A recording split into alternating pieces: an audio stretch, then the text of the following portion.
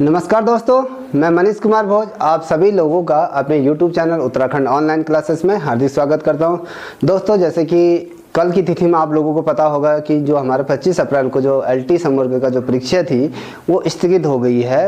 ये स्थगित कोरोना की वजह से ये सरकार द्वारा ये डिसीजन लिया गया है कि कोरोना जिस प्रकार से उत्तराखंड में अपने पैर पसार रहा है उसको मद्देनजर रखते हुए सरकार ने ये डिसीजन लिया है। जो आगामी परीक्षाएं हो रही उनको स्थगित कर दिया गया है। अब आप लोगों के पास बहुत ज़्यादा समय है। ये पेपर मुझे नहीं लगता कि अक्टूबर नवंबर से पहले होगा, इसलिए जिन बच्चों ने अभी फॉर्म भरे थे, जो टाइम उनके पास कम था, उनके लिए बहुत अच्छा गोल्डन चांस है। इसमें आप अपना अच्छा प्रदर्शन कर सकते हो। दोस्तों, आज इसी कड़ी में मैं आप लोगों को सिलसिलेवार तरीके से आप पॉइंट टू पॉइंट चैप्टर को लेकर चलेंगे, क्योंकि इससे पूर्व मैं आपको सिर्फ वही क्वेश्चनों पर फोकस रख रहा था जो एग्जाम के दृष्टिकोण से महत्वपूर्ण थे, जो एग्जाम में आ सकते हैं। उन्हीं प्रश्नों पर हम चर्चाएं कर रहे थे। आज हम क्या करेंगे, आप लोगों के सम्मुख से जो LT का जो सिलेबस है उसी के अकॉर्डिंग हम तैयारी करेंगे। आपके सम्मुख से पर्टिकुलर टॉपिक पर हम चर्चा करेंगे। जो पार्ट हैं, पार्ट वाइज हम उसमें अध्ययन करेंगे किस प्रकार से ये पेपर में आ सकते हैं क्वेश्चन। ठीक है दोस्तों, आज का जो पहला जो चैप्टर होने वाला है भाग 1, आज से हम शुरुआत करते हैं। वो वस्तु चित्रण के सिद्धांतों पे हम बात करेंगे। वस्तु चित्रण होते क्या हैं और इसके सिद्धांत क्या हैं, इससे रिलेटिव जो क्वेश्चन बनेंगे उस पर हम चर्चा करेंगे। और परिप्रेक्ष्य के दृश्य चित्रण के संबंध में जो महत्वपूर्ण प्रश्न है उन पे भी हम फोकस रखेंगे कि ये क्या चीज़ें हैं, ये प्रश्न क्या एग्जाम में पूछे जा सकते हैं या नहीं पूछे जा सकते हैं, इस पे हम विस्तार पूर्वक चर्चा करेंगे। दोस्तों, आज का जो टॉपिक है हमारा वस्तु चित्रण के सिद्धांत। वस्तु चित्रण के सिद्धांत क्या क्या होते हैं, हम उस पर विस्तार पूर्वक चर्चा करेंगे। अब आज का जो पहला प्रश्न आपके सम्मुख से जो आ रहा है वो कह रहा है कि टेलीविजन मीडिया पर प्रसारित की कीमत आधारित होती है। टेलीविजन मीडिया पर प्रसार की जो कीमत होती है वो किस पर आधारित होती है। अब हम मान लीजिए जब कोई सीरियल या कोई टेलीविजन में कोई चीज़ जब ब्रॉडकास्ट होती है तो वो किस पर आधारित होती है। वो दोस्तों, जो इसका आंसर है वो समय पर आधारित होते हैं। समय के अनुसार ही उस पर चार्ज किए जाते हैं। सरकार के जो मनोरंजन विभाग है उस पर जो उसका टैक्स होता है, जो उसकी समय सीमा होती है, उसके अकॉर्डिंग उस पर चार्ज किया जा सकता है। और इसलिए इसका जो क्वेश्चन आंसर है, इसका जो आंसर है वो है आपका समय पर आधारित है। टेलीविजन मीडिया प्रभारी की कीमत पर जो साधारण तौर पर इसको जो समावेशित करती है वो सिर्फ इसकी कीमत पर निर्धारित करती है। और जो सर्वप्रथम जो महत्वपूर्ण है ये समय पर आधारित होती है। ठीक है, अब इस पर क्यों रहता है, क्योंकि इसकी कीमत के साथ क्या क्या चीज़ें जुड़े रहती हैं मैं आपको बताता हूं। जैसे कि आधार जुड़ा रहता है, गुण जुड़ा रहता है, प्रिंट जुड़ा रहता है, शैली जुड़ी होती है और प्रसारण करने की जो स्थान होता है वो इस पर इंक्लूड होता है। वो चीज़ें इस पर समावेशित होती हैं। इसलिए इसका जो समय होता है, इसको समय के अनुसार प्रसारित करने का जो समय होता है उस पर आधारित होती है। अब अगला प्रश्न है आपके सामने, एचिंग क्या है। एचिंग क्या है, देखिए मैंने यहाँ पर लिखा है एचिंग क्या है। ये एक ग्राफिक तकनीक है। अब ग्राफिक तकनीक क्या है, अब आपके दिमाग में रहा होगा। ये ग्राफिक एचिंग से संबंधित एक म्यूरल पेंटिंग होती है जिसमें एचिंग में जो नक्शे बनाए जाते हैं, जो नक्कारी की जाती है, ये उस पर आधारित होती है, क्योंकि इस पे ही उत्कीर्णन किया जाता है। साथ ही ये धातु के जस्ते से, जो धातु का जो जस्ता होता है उससे एक एसिड का फॉर्म तैयार किया जाता है, जिससे एसिड के साथ इसको उत्कीर्णन किया जाता है, इसलिए इसे एचिंग कहा जाता है। ठीक है दोस्तों, अब अगला प्रश्न है आपके सम्मुख से, ग्राफिक विधि किससे संबंधित है। ये ग्राफिक विधि किससे संबंधित, ये भी एचिंग से ही संबंधित है। ठीक है, अब अगला प्रश्न है, जस्ते के चादर का प्रयोग किस तकनीक में होता है। अब जस्ते का जो चादर होता है उसका प्रयोग किस तकनीक में होता है, ये किस तकनीक के अंतर्गत इसको जोड़ा जाता है। ये जो जोड़ा जाता है ये भी एचिंग के माध्यम के साथ इसे जोड़ा जाता है। इसकी एक प्लेट होती है, उस पर इसको जोड़ा जाता है। अब ग्लास एचिंग के लिए किस पदार्थ का प्रयोग किया जा सकता है। जो गिलास बनते हैं, जो गिलास को जो एचिंग होती है वो बनाने के लिए किस पदार्थ का प्रयोग हो जाता है, वो हाइड्रोलिक अम्ल का उसमें के अंदर उसका प्रयोग हो जाता है। उसके आधार पर ये गिलास बनते हैं जो एचिंग के अंतर्गत। ठीक है, अब अगला प्रश्न है आपके सम्मुख से, जल रंग चित्रण में पोत का प्रभाव किस कागज पर अच्छा होता है। देखिए, जब जल रंग की बात कर रहे हैं, हम जल का जो भाव है उसकी बात कर रहे हैं, ये सबसे अच्छा किस पर इम्प्लीमेंट होता है, किस पे अच्छा कार्य करता है। अगर हम बात करें कागज़ की, तो जो मोटा कागज़ होता है वो जल रंग उस पर किया जाता है तो वो अच्छा बनता है, क्योंकि जो मोटा कागज़ होता है उसकी डेंसिटी बहुत ज़्यादा होती है। जो कलर हम उसको में यूज़ करते हैं, जो वाटर कलर उसका यूज़ करते हैं, तो वो क्या होता है, वो जो पेपर होता है उसकी जो हार्डनेस होती है, जो उसकी मोटाई होती है, वो क्या करते हैं, कागज़ का जो कलर होता है जिसमें हम पानी का यूज़ करते हैं वो उसको एब्जॉर्ब कर लेता है और उसकी जो सूखने की प्रवृत्ति होती है वो और तीव्र हो जाती है। इसलिए कागज़ का, मोटे कागज़ में इसके अंतर्गत प्रयोग किया जाता है। ठीक है दोस्तों, अगला प्रश्न है, वास्तु तकनीक की रेखाएं भारतीय कलाओं से प्रेरित है, लेकिन ये कौन सी तकनीक? अभी तो हम करें वास्तुकला जो भारत की तकनीक से रिलेटिव है, मगर ये इसकी जो पद्धति, जो इसका जन्म जहाँ से हुआ ये वो चीन से इसका जन्म हुआ। इसे ये चीन या जापानी और चीन से इसका समावेश ही देखने को मिलता है, क्योंकि इस तकनीक का प्रयोग सर्वप्रथम चीन और जापान में ही किया गया था। ठीक है दोस्तों, अब आते हैं जली रंग पेंटिंग को जल में कितनी बार डुबाना चाहिए। जो जल की जो पेंटिंग होती है, हम जो जल रंग की जो वाटर कलर की जो पेंटिंग बनाते हैं उसमें हम जल का कितना प्रयोग करना चाहिए, हम उसको जो ब्रश होता है हम उसको कितना बार डब करना चाहिए पानी में, जो कि हम उसका जो चित्रांकन होता है उसे अच्छी तरह से बना सकते हैं, या उसको किस प्रकार से हम धरातल पर उत्कीर्ण किया जा सकता है। जो हमारा जो बेस है, मान लीजिए हम कागज़ पे बना रहे हैं तो हम मोटे कागज़ पे यूज़ करेंगे सर्वप्रथम पहले, क्योंकि पतले कागज़ के डेंसिटी पावर बहुत कम होती है, मोटे कागज की डेंसिटी पावर अधिक होती है, क्योंकि सूखने की जो शक्ति होती है मोटे कागज में अधिक होती है, क्योंकि वो पानी को अपने अंदर एब्जॉर्ब कर लेता है और जो रंग उभर के सम्मुख से आते हैं वो बहुत बेहतरीन तरीके से आते हैं। साथ ही यदि मैं बात करूं आपको, जो जली पेंटिंग जो हम बनाते हैं उसमें कितनी बार उसको ब्रश को डब करना चाहिए, ये क्या होता है, कभी क्वेश्चन इस प्रकार से पूछे जाए, 4 ऑप्शन दिए जाएंगे जिसमें 8, 4, 6 और आवश्यकता अनुसार। अब जो अगला मैं बता रहा हूँ, जो इसका सही आंसर है वो आवश्यकता अनुसार हमें डब करना है। अगर हम कोई पेंटिंग बना रहे हैं, यदि हम कोई चित्रांकन कर रहे हैं तो उसमें हम आवश्यकता के अनुसार हम उसको डिप करेंगे ना, हमें जितना कलर चाहिए हम उतने ही कलर का ही तो प्रयोग करेंगे, ये तो नहीं कि उससे ज़्यादा कलर का प्रयोग करेंगे, हमारी आवश्यकता के अनुसार उसको हम डब करेंगे। ठीक है, इतना समझिए। अब निम्न में से रूपरत कला का तत्व नहीं है। अब रूप कला का तत्व नहीं है, कभी क्वेश्चन आ जाता है, निम्न में से 4 ऑप्शन दिए जाएंगे, उसमें से निम्न में से कौन सा रूप कला का तत्व नहीं है, कभी प्रश्न आ जाता है। मान लीजिए रेखा दे दिया जाएगा, या कोलाज दिया जाएगा, या वर्ण दिया जाएगा, या अंतराल दिया जाएगा, इसमें से कौन सा है? ये जो मैंने आपको 4 बताए, रेखा, कोलाज, वर्ण, अंतराल, इनमें से कौन सा रूपरत कला का भाग नहीं है? तो वो जो रूप कला का जो भाग नहीं है वो है कोलाज, क्योंकि जो कोलाज जो बनता है वो कागज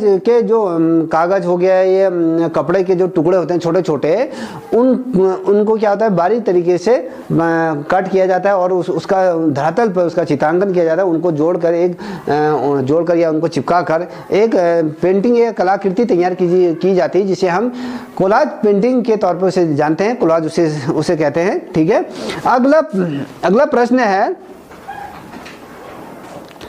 रूपरत कला का तत्व नहीं है, आपको मैंने बता दिया है, ये इसके अंतर्गत अंतराल नहीं है, सॉरी मैं आपको वो थोड़ा सा मिस्टेक कर गया। जो रूप कला तत्व का जो वो है उसके अंतर्गत क्या है, अंतराल उसका नहीं है, उसके अंतर्गत जैसे रेखा आती है, कोलाज आता है, तत्व ये इसके भाग हैं। ठीक है, अब आते हैं कौन सी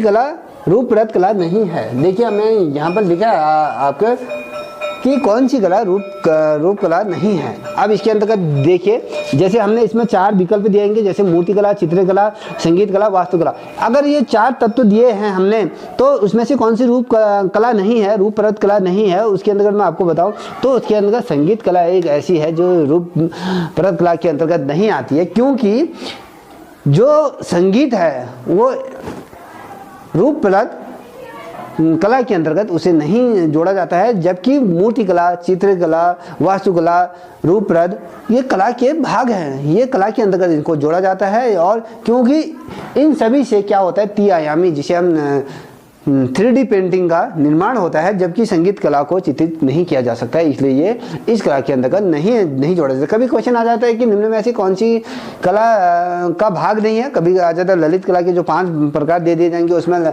जो ललित कला के अंतर्गत जो 5 जो भाग दिए जाएंगे उसमें आपको पूछा जाएगा कि कौन सी कला नहीं है, तो वह संगीत कला के अंतर्गत उसे नहीं जोड़ा जाता है, संगीत कला उसके अंतर्गत नहीं आती है। ठीक है, तो अगला क्वेश्चन है, भारत के किस राज्य में बड़े आकार में कपड़े पर पूजी का कांड नामक चित्रकारी की जाती है। जो ये भारत में एक ऐसा बड़ा राज्य है जहाँ पर कपड़े पर पूजी जी का फंड नामक चित्रकारी की जाती है, वो कौन सा राज्य है? ये है आपका राजस्थान। राजस्थान में ऐसा है कि यहाँ पर बड़े से बड़े कपड़े पर पूजी फंड के नाम से चित्रकारी की जाती है। ये जो अगर क्वेश्चन आ जाएगा तो कौन सा राज्य है, तो अब ये राजस्थान ऐसा राज्य है जहाँ पर ये पूजी का फंड नामक चित्रांकन की जाती है। अब पूजी ठीक है। अब यदि मैं बात करूं पाबूजी का फंड चित्र का संबंध है, ये संबंध किससे है, कौन से राज्य से, कौन सी स्टेट से संबंध है? ये राजस्थान से संबंधित है। अब राजस्थानी चित्रों में किस प्रकार के रंगों का प्रयोग किया जाता है? और जितने भी राजस्थान शैली के अंतर्गत जो चित्र बनते हैं उन चित्रों में किस शैली का किस रंग का प्रयोग किया जाता है? ये पूछा जाता है कि वाश कलर का किया जाएगा, टेम्परा कलर का किया जाता है, ये जो गवास कलर का किया जाता है, या ऑयल पेंटिंग का प्रयोग किया जाता है। ऐसा कौन सा कलर है जिसका प्रयोग राजस्थानी शैली के अंतर्गत किया जाता है? अनुमान अगर देखा जाए तो अधिक से अधिक इन्हीं कलरों का प्रयोग इस शैली के अंतर्गत होता है और होता आया है। तो जो वो है वो टेम्परा कलर का राजस्थानी शैली में सर्वाधिक तौर पर प्रयोग किया जाता है, और इसी से राजस्थानी शैली को एक अलग पहचान मिलती है, जहाँ पर उनकी चित्रकारी बहुत सटीक और सजल होती है। सजीव चित्रों का चित्रांकन उसके अंतर्गत किया जाता है। ये खूबसूरत तरीके से इसको चित्रांकन किया जाता है। अब मैं बात करूं किसी रचना में प्रमुख दो तत्व होते हैं। किसी रचना, यदि हम किसी चीज की रचना करें तो उसमें क्या होता है, उसका बहुत महत्वपूर्ण भाग होते हैं दो। एक तो होता है उसका रूप होता है, एक स्थान होता है। हम उसको किस रूप से या आकृति में ढाल रहे हैं, अब स्थान किसी पर्टिकुलर स्थान पे हम उसे बना रहे हैं, ये दो चीज महत्वपूर्ण हो जाती है ना। पहले तो सबसे बड़ा स्थान, हम वो स्थान को चुनते हैं जहां पर उस चीज को हम निरूपित कर सकते हैं और उसको बनाने की हमारे अंदर ऐसी क्षमता होती है। और दूसरा होता है उसका रूप। अब हम उसको किस रूप में ढाल रहे हैं, क्या उसका क्या रूप है, ठीक है, क्या रूप रंग है, उस पर हम उसे फोकस होता है। पहले रूप और उसका स्थान, ये दो संरचना को जब हम निर्मित करते हैं तो ये दो चीजों का महत्वपूर्ण उसमें समावेश देखने को प्राप्त होता है।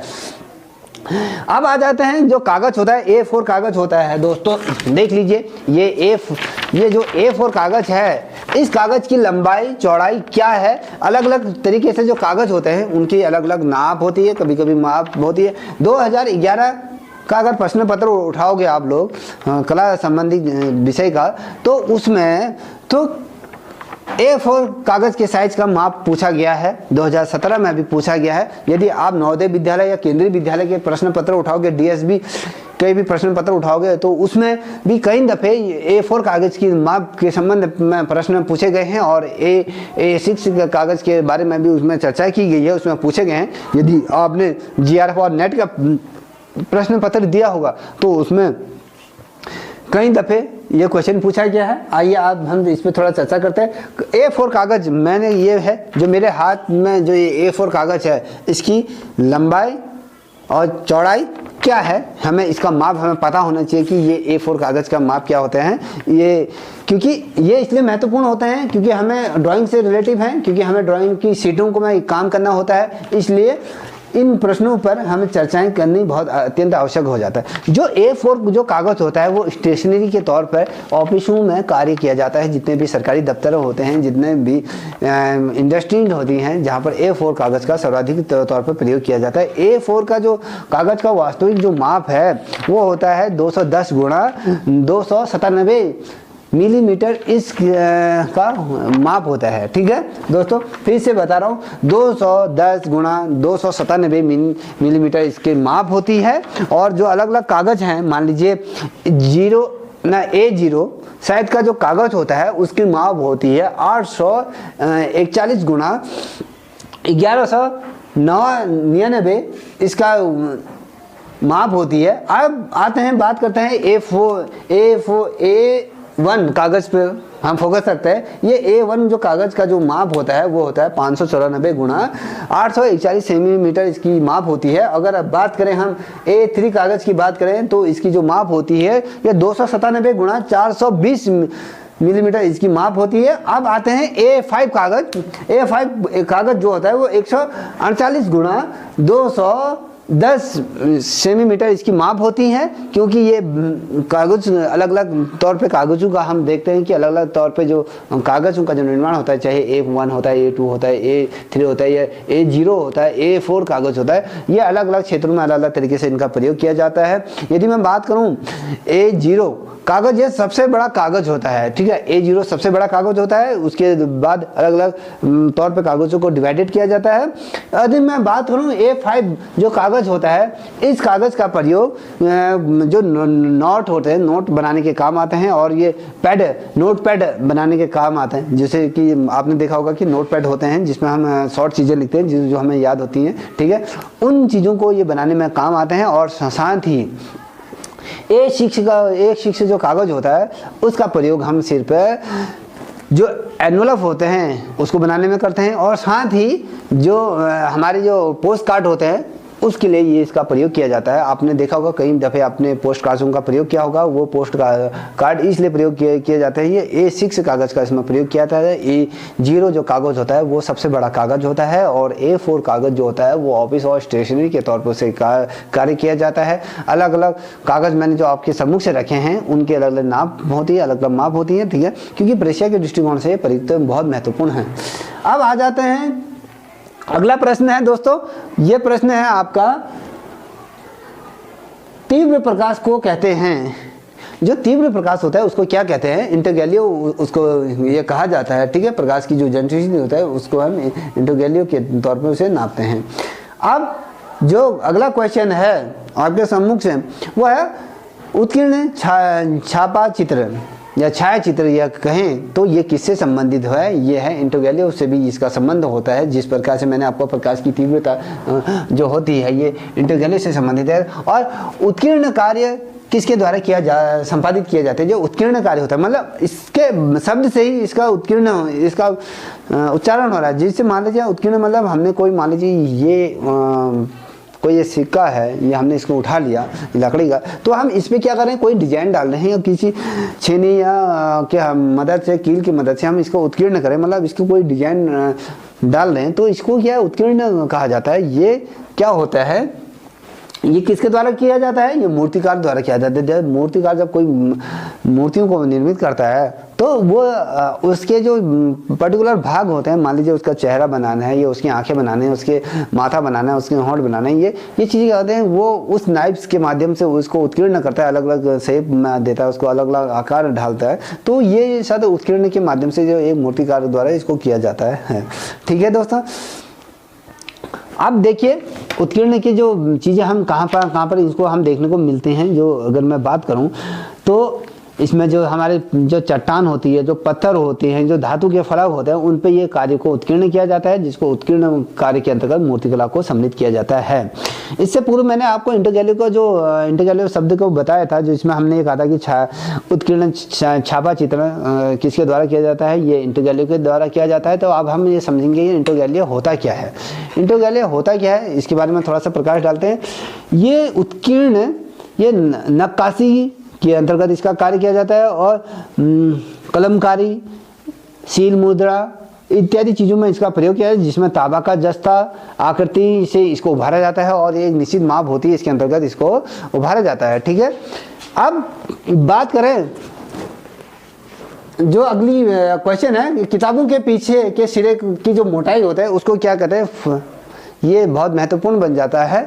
ठीक है, क्योंकि ये इसलिए महत्वपूर्ण बन जाता है, कहीं दफे ये प्रश्न पेपरों में पूछा गया है, जो कागज के जो पीछे का जो हिस्सा होता है उसको 4 एज के तौर पर उसके जाना जाता है। जो देखिए मैं आपको ये दिखाना चाहूँगा, मान लीजिए जो हमारी ये किताब है, किताब का पहला पृष्ठ बहुत सिंपल सा होता है, बहुत पतला होता है। जो पीछे का जो पृष्ठ होता है वो थोड़ा सा आगे के पृष्ठ से ज़्यादा मोटाई होता है। इसके 4 एज के नाम से उसको संबोधित करते हैं। आप लोगों को पता होगा कि हम दैनिक जीवन में इनका प्रयोग करते हैं, तो हमें इनकी छोटी छोटी चीज़ें हमें पता नहीं होती है। ठीक है, अगला प्रश्न है आपके सम्मुख से, वो है शीघ्रता से किया गया रेखांकन। अब मतलब हम किसी चीज़ का रेखांकन करें, फटाफट उसका चित्र बना रहे हैं, तो ये क्या कहलाएगा? हम किसी चीज़ को जब यदि हम तीव्र गति से बना रहे हैं तो वो स्केच कहलाया जाता है। स्केच के माध्यम से हम उसको बनाते हैं, स्केच के ही द्वारा उसको संपादित किया जाता है।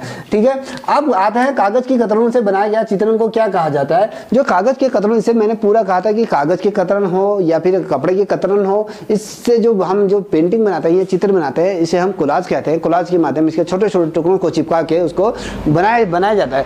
अगला प्रश्न है आपके सम्मुख से, कागज़ की परिप्रेक्ष्य कितने प्रकार के हो? जो परिप्रेक्ष्य है वो दो प्रकार के होते हैं। मैंने आपको पहले बताया परिप्रेक्ष्य दो प्रकार के, एक तो होता है दृष्टि परिप्रेक्ष्य, एक मानसिक परिप्रेक्ष्य। ये दो प्रकार के परिप्रेक्ष्य होता है, क्योंकि ये इसलिए महत्वपूर्ण है क्योंकि ये पेपर में आए दिन पूछे जाते हैं। अगला प्रश्न है आपके सम्मुख से, जो विज्ञापन होता है, जो विज्ञापन के वो पितात्मा किसे कहते हैं, इसके जनक किसे कहते हैं? जो हमारे आज की डेट में देखते हो ना, आपके जो ऐड आते हैं, जो विज्ञापन आते हैं, यदि मैं बात करूँ पेपरों में, जो समाचार पत्र होते हैं उसमें कहीं ना कहीं विज्ञापन आते हैं किसी चीज़ के। मान लीजिए कोई भर्ती की विज्ञापन आ रहे हैं, कहीं पर किसी चीज़ की आवश्यकता होती है उसके लिए विज्ञापन आते हैं। बहुत से विज्ञापन आपको समाचारों पत्रों के माध्यम से देखने को प्राप्त होते हैं। अब इसके जनक कौन थे? ये जो विज्ञापन वाला आइडिया किसके माइंड में आया? वो माइंड में आया आपके डेविड ओलोगी वाली के, उसमें ये आया था आपके। अब बात करते हैं, अगला प्रश्न है आपका, विज्ञापन शब्द, कैंपेन शब्द, जो विज्ञापन में एक शब्द जुड़ा था, कैंपेन शब्द जुड़ा था, ये कहाँ से आया? ये आया था मिलिट्री से, ये शब्द जुड़ के आया था। ठीक है, अब आते हैं अगला प्रश्न है, स्तर मुख आकृति होती है। अब स्थिर मुख आकृति, मान लीजिए मेरा आप चेहरा देख रहे हैं, अब जो मेरा ये चेहरा है जो स्तर मुख आकृति है, अब ये मतलब ये एक अंडेकार आकृति के ये चेहरे होते हैं, क्योंकि जितने भी ह्यूमन जो चेहरे होते हैं वो अंडे आकार के ही वो होते हैं इनके चेहरे, इसलिए इसको ये कहा जाता है कि अंडे आकार के होते हैं। क्योंकि इसके सहायक जो रूप होते हैं, यदि मैं बात करूँ उसके अंतर्गत आपको बल देने के, चित्रांकन देने के लिए, और अंडे के आकार में लावण्य सौंदर्य आता है। उसके अंदर यदि मैं कहूँ आयता आकार की जो होती है उसमें स्थायी सौंदर्य की बात होती है, और वृत्ताकार में जिसे पूर्ण गति प्राप्त होती है, गति या उसमें आकर्षण प्राप्त होता है, ये आता है। और जो तीसरा, यदि मैं चौथे की बात करूँ त्रिभुजाकार, इसमें क्या होता है? विकास, सुरक्षा इत्यादि के संबंध में इसमें चर्चाएं होती हैं, ये क्योंकि बहुत महत्वपूर्ण होता है। अब जो स्तर मुख आकृति की यदि मैं बात करूँ तो इसमें क्या होता है? चित्र, जो मूल चित्र होता है, जो चित्रों का आधार होता है, उसमें एक तत्व होता है जो प्रमुख तत्व होता है। रूप एक ऐसा क्षेत्र है जिसमें अपना एक निश्चित आकार होता है रूप का। फिर से बोल रहा हूँ मैं, चित्रकला के जो अंडाकार स्तर मुख आकृति के अंतर्गत रूप चित्रकला का मुख्य अंग होता है, प्रमुख अंग होता है, जिसमें रूप के माध्यम से एक क्षेत्र निर्मित किया जाता है जिसका अपना एक निश्चित क्षेत्र तथा वर्ग आकार होता है। उसके अंतर्गत यदि मैं बात करूं आकार में, उसको अलग अलग तरीके से विभाजित किया जाता है। जैसे यदि हम रूप की बात करें, रूप को दो भागों में विभाजित किया जाता है, समावेशित रूप में और असमावेशित रूप में, ये दो उसमें विभाजित किया जाता है। फिर उसको अलग अलग तरीके से हम वर्णित कर देते हैं। मान लीजिए हमने अंडाकार आकृति बताया, या त्रिभुजाकार आकृति बताई, या वृत्ताकार आकृति बताई, ये अलग अलग आकृतियों के आधार पर अलग अलग तरीके से इनकी होती हैं। ठीक है दोस्तों, अब आते हैं थोड़ा सा, अगला प्रश्न है, किस कला शैली में रेखीय शैली अधिक प्रबल होती है? अब जो शैलियाँ होती हैं, जो रेखाओं का जो अधिक प्रबल, मतलब इसका जो कार्य क्षेत्र होता है, जो लहरात्मक जो गतियाँ होती हैं, जो प्रबल होती हैं, जो शैलियाँ होती हैं, जो रेखीय शैली होती हैं, वो रोमन शैली के अंतर्गत उसको ज़्यादा महत्व दिया जाता है। यदि मैं बात करूँ सामान्य जो पेंसिल होती है, HB पेंसिल जिसे हम बोलते हैं, उसमें उस जो पेंसिल होती है, जो लकड़ी का जो पेंसिल होती है, उसके अंदर का कौन सा पदार्थ भरा जाता है जिसे हम ब्लैक तरीके से जो लिखते हैं, वो ग्रेफाइट का उसके अंदर का प्रयोग किया जाता है, जिससे कि हम उसमें कार्य करते हैं। ठीक है दोस्तों, और एक चीज़ और बता देता हूँ, जो सबसे सॉफ्ट ब्लेड वाली, जो नोक वाली, जो मुलायम पेंसिल होती है, वो पेंसिल कौन सी होती है? वो होती है आपकी 9B। ठीक है, ये 9B जो सबसे मुलायम पेंसिल का मैं इसमें प्रयोग होता है। यदि मैं कहूँ B2, B3, B4, वो 6B, 9B, ये क्या होते हैं? सॉफ्ट ब्लेड वाले पेंसिल होते हैं, जिसमें इनकी जो नोक होती है वो अधिक मुलायम होती है, और इन पेंसिलों को सॉफ्ट मुलायम नोक वाली पेंसिल के अंतर्गत जो जोड़ा जाता है, जो उसमें सबसे ज़्यादा मुलायम होती है, वो 9B वाली पेंसिल सबसे मुलायम होती है।